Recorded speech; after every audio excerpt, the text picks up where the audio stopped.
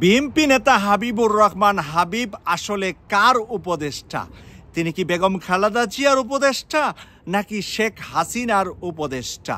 কেন আমি এই প্রশ্নটা এনেছি সেটা আপনাদের সামনে ওনার কয়েকটি বক্তব্য ইতিমধ্যে যে দিয়েছেন এতে প্রমাণ করে যে বিএনপিকে ধ্বংস করার একটি মহাপরিকল্পনা যেন উনি হাতে নিয়েছেন।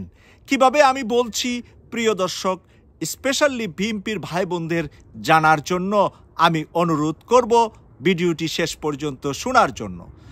আমি সেই হাবিবুর রহমান হাবিব ইতিমধ্যে আরেকটি কথা বলেছেন, জঘন্যতম কথা বেশ কয়েকটি ইতিমধ্যে বলেছেন যেটা বিএনপির জন্য চরম চরম ক্ষতিকর। এর মাঝে বলেছেন যে ওনার নির্বাচনী এলাকায় পাবনাতে যদি কোনো মানুষ বিএনপির বাহিরে জামাতকে ভোট দিয়ে বাসায় ফিরতে চায় সে যেন বাসায় ফিরতে না পারে, এখানেই তাকে শেষ করে ফেলতে হবে। বিএনপির বাহিরে অন্য কাউকে একটি ভোট দিলে সে বাড়িতে ফিরতে পারবে না। স্বৈরাচার শেখ হাসিনার সময় এমনটাই তার লোকেরা এবং স্বৈরাচার শেখ হাসিনার মন্ত্রীরা নেতারা এই ধরনের বক্তব্যই কিন্তু রাখতেন। কিন্তু বিএনপি তো এখনও ক্ষমতায়ও আসে নাই, নির্বাচনও এখনও আরও 6 মাস অন্তত বাকি আছে। কিন্তু এই হাবিবুর রহমান হাবিব কি বর্তমানে সরকারে আছেন?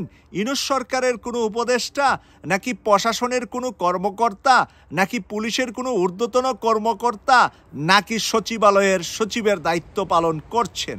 স্বরাষ্ট্র সচিব হিসাবে উনি ভারপ্রাপ্ত দায়িত্ব পেয়েছেন কিনা? প্রিয় দর্শক, এই কথা বলার পরে বিএনপির জন্য কতটুকু লাভ হবে কতটুকু ক্ষতি হবে আপনাদেরকে বিএনপির ভাই বোনদেরকে কমেন্টস করে মন্তব্য লেখার অনুরোধ করছি। তার আগে গত সপ্তাহে সে কি বললেন যে যদি আওয়ামী লীগ বিএনপি 2 সাপের একই বিষ, এই ধরনের ধানের শীষ নৌকা 2 সাপের একই বিষ, এই ধরনের কিছু স্লোগান কিছু কিছু জায়গা থেকে কিছু কিছু মানুষ দিয়েছে। হয়তোবা এই স্লোগানটা দেওয়াটার বিরুদ্ধে উনি একটা বক্তব্য দিতে পারেন, তাদেরকেও আরেকটি স্লোগান দিয়ে প্রতিহত করতে পারেন, প্রতিবাদ জানাতে পারেন। কিন্তু সেই প্রতিবাদের ভাষাটা কি এমন যে এই স্লোগান যে দিবে তার জিহ্বা কেটে কালো কুত্তাকে খাওয়াইয়া দিবা, আর পরে যা হবে আমার দায়িত্ব? প্রিয় দর্শক, এই কথা সরাসরি মানুষ হত্যা করার কথা। জিহ্বা কেটে ফেলে কয়জন মানুষ বেঁচে থাকবে বা জিহ্বা কেটে ফেললে এই মানুষটার কি হবে? আর এইরকম কথাই বা আওয়ামী লীগের কোনো নেতা বলেছিলেন কিনা সরাসরি আমার জানা নাই। সরাসরি কোনো মানুষের কাছে জনবলে এবং মানুষের সাথে এই ধরনের কথা নেতাকর্মীদেরকে সরাসরি শেখ হাসিনা দিয়েছিলেন। কখন দিয়েছিলেন? জুলাই মাসের মাঝামাঝি থেকে অগাস্টের 5 তারিখের আগ পর্যন্ত। কিন্তু শেখ হাসিনা কি থাকতে পেরেছিলেন? সর্বশেষ 26 দিন বা 2 সপ্তাহ শেখ হাসিনা যে অত্যাচার নির্যাতন মানুষকে চালিয়েছে, শেষ পর্যন্ত সে এবং তার মন্ত্রিপরিষদ, তার সংসদ সদস্যরা, তার উপজেলা চেয়ারম্যান, তার পৌরসভা চেয়ারম্যান, তার মেয়ররা, তার ইউনিয়ন পরিষদের চেয়ারম্যান মেম্বার পর্যন্ত পালিয়ে গিয়েছে বা আত্মরক্ষার্থে আত্মগোপনে এক জায়গার মানুষ আরেক জায়গায় গিয়ে বাংলাদেশে বসবাস করছে। তো প্রিয় দর্শক, আমাদের কথা হলো বিএনপি এখনও ক্ষমতায় আসে নাই, নির্বাচন হবে, নির্বাচনের ফলাফল রেজাল্ট কি হবে আমরা জানি না।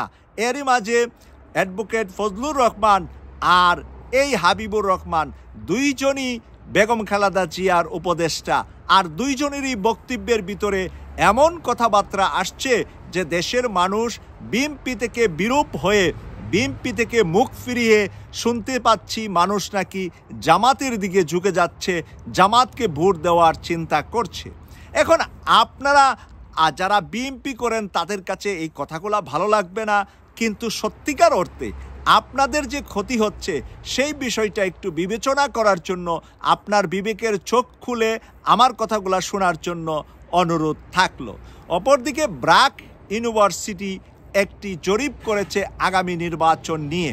তারা ক্যাটাগরি ভিত্তিক জরিপটা করেছে, 18 থেকে 36 এইভাবে তারা এক একটা বয়সের এক একটা ছেলেমেয়েরা এবং বয়স্ক লোকেরা কে কাকে আগামী নির্বাচনে পছন্দ করছে।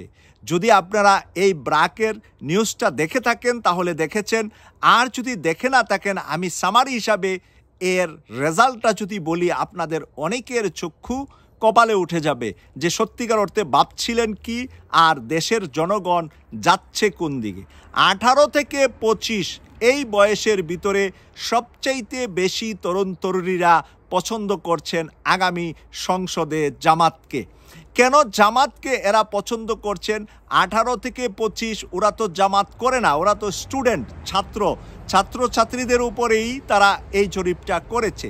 সেখানে কেন এসেছে যে শিবিরের ভালো কাজগুলা, শিবির যে গত 1 বছরে ঢাকা বিশ্ববিদ্যালয়, চট্টগ্রাম, রাজশাহী, খুলনা, জাহাঙ্গীরনগর, জগন্নাথ বিশ্ববিদ্যালয়, বিভিন্ন কলেজ, মাদ্রাসা, বিভিন্ন জায়গায় যে বিভিন্ন অনুষ্ঠানগুলা করছে সেই অনুষ্ঠানগুলাতে তারা আকৃষ্ট হয়ে যাচ্ছে। শেখ হাসিনা থাকার কারণে প্রায় 17 বছর শিবিরের এই কার্যক্রম বর্তমান তরুণ তরুণীরা দেখে নাই। তারা অনেকেই শিশু ছিলেন, নাবালক ছিলেন। এখন তারা 1 বছর লেখাপড়া করতে এসে বিভিন্ন বিশ্ববিদ্যালয়, বিভিন্ন ক্যাম্পাসে ছাত্র শিবিরের এই ভালো কাজ থেকে নাকি এদিকে ধাবিত হচ্ছে যে ছাত্র শিবির যেহেতু ভালো, তাদের মূল দল জামাত ইসলামীও ভালো হবে। 25 থেকে আরেকটি জরিপ তারা 38 পর্যন্ত করেছেন। 25 থেকে 38 বয়স, যাদের এই সময়ে একটা ভালো চাকরির দরকার, এই সময়ে তার বিজনেসটা ভালো চলা দরকার, তাদের ভিতরে জরিপেও দেখা গিয়েছে যে জামাতের প্রতি সমর্থন বেশি। তারা ছাত্র নয়, বিভিন্ন পেশার মানুষ। তাদের মধ্যে ব্র্যাক ইউনিভার্সিটি জরিপ চালিয়েছে। আমি আপনাদেরকে বলে রাখছি যে ব্র্যাক ইউনিভার্সিটি জামাত শিবিরকে প্রশ্রয় দেয় না। জামাত শিবিরের পক্ষে, ইসলামের পক্ষে কথা বললে আপনি ব্র্যাক ইউনিভার্সিটির চাকরিও থাকে না। আমরা প্রফেসর মাহাতবুদ্দিনের কথা আপনাদের মনে আছে, যিনি ব্র্যাক ইউনিভার্সিটিতে পড়ালেখা করে জেন্ডার নিয়ে কথা বলেছিলেন, ওই যে পুরুষ মহিলা হবে, মহিলা পুরুষ হবে, সেই নিয়ে উনার বক্তব্যের পরে কিন্তু উনার চাকরি চলে গিয়েছিল ব্র্যাক ইউনিভার্সিটি থেকে। কয়েকদিন আগে একজন মাদ্রাসা পড়ুয়া ছাত্র ব্র্যাক ইউনিভার্সিটির শিক্ষক হিসাবে সব কিছুতে টিকেছেন, কিন্তু মাদ্রাসা পড়ার কারণে তাকে ব্র্যাক ইউনিভার্সিটি চাকরি দেয় নাই। তাহলে ব্র্যাক জামাতের পক্ষের, ইসলামের পক্ষের কোনো জায়গা নয়। তারা সবসময় ইসলামের বিপক্ষকেই প্রমোট করেছেন। তাহলে ব্র্যাক কেন বিএনপির বিরুদ্ধে জামাতকে এগিয়ে নিবে? তাই তারা সঠিক নিউজটা, সঠিক তথ্যটাই জনতার সামনে প্রকাশ করেছেন। এর পরের বয়সে যাওয়ার পরে 40 ঊর্ধ্ব মানুষের ভিতরে দেখা গিয়েছে বিএনপির সংখ্যাটা গ্রামে সাধারণ কৃষক শ্রমিকের মধ্যে বেশি আর জামাতের একটু কম। এখানে সংখ্যাটা খুবই বড় ডিফারেন্স নয়, অল্প ডিফারেন্স আছে। ওখানে জামাতের ভোট কম। 40 ঊর্ধ্ব যারা শ্রমিক, মানে ব্যবসায়ী, বিভিন্ন শ্রেণীতে জামাতের ভোটটা কম এসেছে। কিন্তু সব মিলিয়ে দেখা গিয়েছে যে সবগুলা স্তর একসাথে করার পরে দেখা গিয়েছে এখানে ইসলামী দলগুলা এবং জামাত এগিয়ে আছে আগামী নির্বাচনে। তাই এই জায়গাটা 1 বছরে কিন্তু গিয়েছে জামাত, ছাত্র শিবির 1 বছরে নিয়ে গিয়েছে তাদের পজিশন। তাই আমি প্রিয় বিএনপির ভাই বোনদের প্রতি ভালোবাসা রেখে, শ্রদ্ধা রেখে, সম্মান রেখে বলছি, আপনাদের এই দলের ভিতরে সর্বোচ্চ লেভেলে এই যে মুরব্বী কয়েকজন আছে যারা একসময় ছাত্রলীগ করেছেন, ছাত্রলীগের সভাপতি ছিলেন হাবিবুর রহমান হাবিব এবং অ্যাডভোকেট ফজলুর রহমান, তারা মানে আওয়ামী লীগের সাথে বনাবনি না হয়ে তারা পরবর্তীতে বিএনপিতে এসেছেন, বিএনপি করছেন। ভবিষ্যতে তারা বিএনপিতে থাকবেন কি থাকবেন না এটা ভবিষ্যৎ বলে দিবে, কিন্তু তাদের কার্যকলাপে মনে হচ্ছে না তারা বিএনপিকে প্রমোট করছেন। কার্যকলাপে মনে হচ্ছে যে বিএনপিকে ধ্বংস করার জন্য কোনো একটি মহাপরিকল্পনা তারা কয়েকজন হাতে নিয়েছেন। কেটিভি 24-এর পাশে থাকবেন এই প্রত্যাশা করে আজকের এই বিশ্লেষণটা এখানে শেষ করছি। আমি সৈয়দ মাসুক, লন্ডন থেকে। আল্লাহ হাফেজ।